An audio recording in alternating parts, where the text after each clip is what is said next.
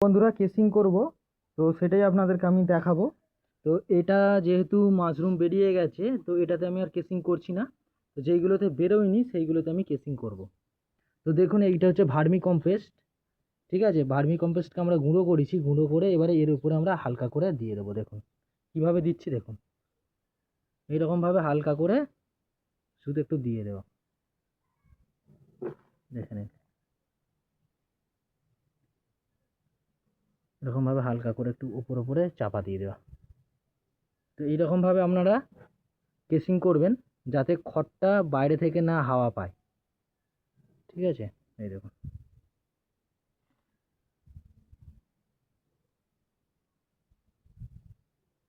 এই যে দিয়ে দিলাম, এটা হচ্ছে কেসিং কমপ্লিট হয়ে গেল। দেখে নিন পুরো কেসিং কমপ্লিট।